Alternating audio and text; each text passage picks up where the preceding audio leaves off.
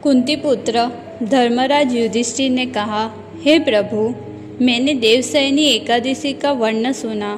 अब मुझे श्रावण माह के कृष्ण पक्ष की एकादशी की कथा सुनाइए। इस एकादशी का नाम क्या है?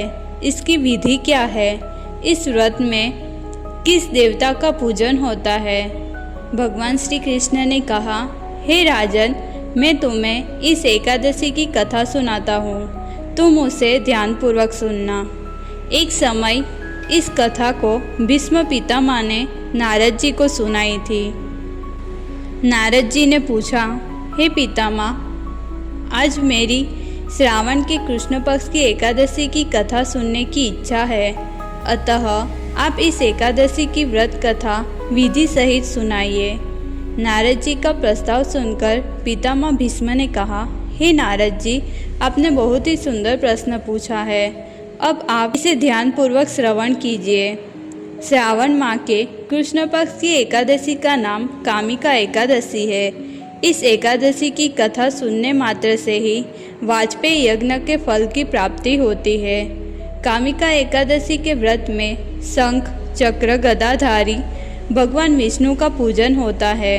जो मनुष्य इस एकादशी को धूप, दीप, नैवेद्य आदि से भगवान विष्णु की पूजा करते हैं, उन्हें गंगा स्नान के फल से भी उत्तम फल की प्राप्ति होती है। सूर्य ग्रहण और चंद्र ग्रहण में केदार और कुरुक्षेत्र में स्नान करने से जिस पुण्य की प्राप्ति होती है, वह पुण्य कामिका एकादशी के दिन भगवान विष्णु की भक्तिपूर्वक पूजा करने से प्राप्त होती है। भगवान विष्णु की पूजा का फल समुद्र और वन सहित पृथ्वी दान करने के फल से तथा सिंह राशि में गोदावरी नदी में स्नान करने के फल से भी ज़्यादा मिलता है। व्यतिपात में गंडकी नदी में स्नान करने से जो फल प्राप्त होता है, वह फल भगवान की पूजा करने से मिल जाता है। श्रावण में भगवान की पूजा का फल अधिक है, अतः भक्तिपूर्वक भगवान की पूजा ना कर सके तो श्रावण माह के कृष्ण पक्ष की कामिका एकादशी का व्रत अवश्य करना चाहिए। जो उत्तम द्विज श्रावण माह के कृष्ण पक्ष की कामिका एकादशी का व्रत करते हैं तथा भगवान विष्णु का पूजन करते हैं, उनसे सभी देव, नाग, किन्नर, पितृ आदि की पूजा हो जाती है। इसलिए पाप से डरने वाले व्यक्तियों को विधि विधान सहित इस उपवास को जरूर करना चाहिए। संसार सागर तथा पापों में फंसे हुए मनुष्य को इनसे मुक्ति के लिए कामिका एकादशी का व्रत करना चाहिए।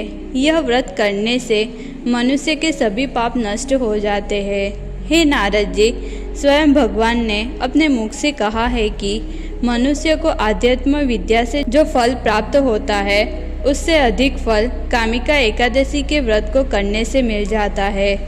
इस उपवास के करने से मनुष्य को न यमराज के दर्शन होते हैं और न ही नरक के कष्ट भोगने पड़ते हैं। वह स्वर्ग का अधिकारी बन जाता है। जो मनुष्य इस दिन तुलसी दल से भक्तिपूर्वक भगवान विष्णु का पूजन करते हैं, वे इस संसार सागर में रहते हुए भी इस प्रकार अलग रहते हैं, जिस प्रकार कमल पुष्प जल में रहता हुआ भी जल से अलग रहता है। तुलसी दल से भगवान श्री हरि का पूजन करने का फल एक बार स्वर्ण और 4 बार चांदी के दान के फल के बराबर है। भगवान विष्णु रत्न, मोती, मणि आदि आभूषणों की अपेक्षा तुलसी दल से अधिक प्रसन्न होते हैं। हे नारद जी, मैं भगवान के अति प्रिय श्री तुलसी जी को प्रणाम करता हूँ। तुलसी जी के दर्शन मात्र से मनुष्य के सभी पाप नष्ट हो जाते हैं और शरीर के स्पर्श मात्र से मनुष्य पवित्र हो जाता है। तुलसी जी को जल से स्नान कराने से मनुष्य की सभी यम यातनाएं नष्ट हो जाती हैं। जो मनुष्य तुलसी जी को भक्तिपूर्वक भगवान के श्री चरण कमलों में अर्पित करता है, उसे मुक्ति मिलती है। इस कामिका एकादशी की रात्रि को जो मनुष्य जागरण करते हैं और दीपदान करते हैं, उनके पुण्यों को लिखने में चित्रगुप्त भी असमर्थ है। एकादशी के दिन जो मनुष्य भगवान के सामने दीपक जलाते हैं उनके पितर स्वर्गलोक में अमृत का पान करते हैं। भगवान के सामने जो मनुष्य दीप जलाते हैं उनको सूर्यलोक में भी सहस्त्रों दीपकों का प्रकाश मिलता है। इसलिए प्रत्येक मनुष्य को इस एकादशी का व्रत अवश्य करना चाहिए।